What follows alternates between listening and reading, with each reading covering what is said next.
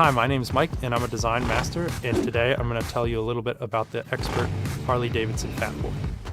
This is a roughly 1/6 scale version of a Harley Davidson Fat Boy. That's a motorcycle that got released in 1990. We've made the dark red version of their newest model.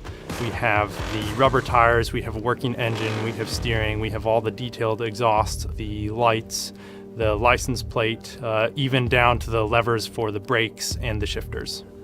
We usually start out with just an idea in someone's brain. It was actually one of my friends, Carl, who had the initial idea. Actually, since he ever started at Lego, he'd been saying to me, we need to do a Harley Davidson in Creator Expert. My plan was to just keep telling Mike to make a Harley, and eventually that would happen.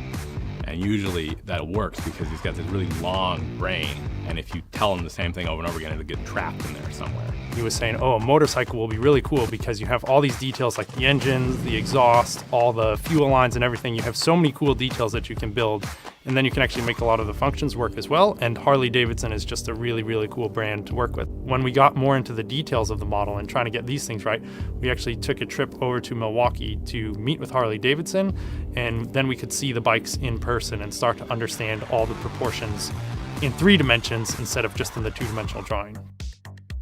The Fat Boy is really unique because it has solid cast rims, so it's just like one giant dish. It doesn't have any spokes. And we didn't have any piece that could represent that well in the Lego model, so we actually had to get Manny, the main Manny Zamani, to help out on this one. And he made us a new rim element that we could use on both the front and back of the motorcycle that really does a great job of capturing that iconic look.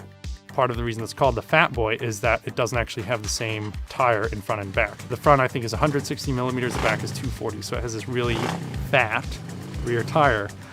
And what Manny was able to do was he was able to make a rim that we could use in the front once. In the back, we double it up, and that makes an extra wide rim, and then we put a new, wider tire over that combination of 2 rims to form the whole rear wheel assembly. What you see here is a design process for the patterns of our Fat Boy rear tire.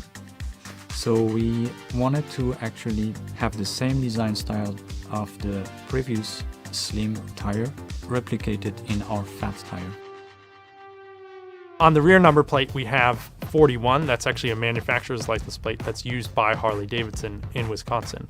On the instrument cluster, we have the odometer, and that is set to the birth year of a guy who works at Harley Davidson. His name is Casey, and he's the designer of the 2018 Harley Davidson Fat Boy, so the real motorcycle. We put that in because we actually worked really closely with him when we developed this Lego model. There's a little detail on the bottom of the engine on the low side that's a reference to the original designers of the Harley Davidson Fat Boy, released in 1990. In the 1970s, we actually made a small police Harley Davidson motorcycle. When we started this project, the first thing I did was I went and found that model and was just taking a look at it, seeing how it was built and kind of seeing, can we pay some homage to this model in this new big Harley Davidson that we're doing. And one of the things that we really liked about that motorcycle was the way it used these space rockets as the exhaust pipes on either side. So in the Fat Boy, we actually use airplane engine piece, and it's a very similar looking piece in both feel and functionality, and so we used that as the exhausts on this motorcycle. At Harley Davidson, they are so proud of the engines that they're putting into their motorcycles, and we really wanted to capture that in our Lego version. We actually built up an engine with working pistons. It has a working crankshaft and working pistons, and then that runs all the way through a small transmission of gears and then through a chain to the back tire.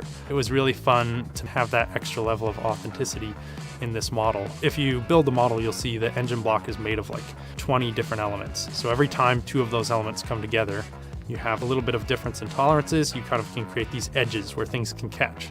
So we needed a piston head that would slide smoothly even with all these imperfections in the bricks. So I spent about a day just wandering around. We have this huge section of the building that's just an element warehouse or library. So we have all of the different bricks just in these bins, and I went through every shelf, and it was, I'm not even making this up, it was literally the last shelf I found this spool piece that we normally use to attach string, like in a Lego City helicopter when you have a rope, and it just fit so perfectly in the model. And I remember finding that piece in this top stock, and I know it's silly, but like I teared up. I was like, this is gonna be amazing.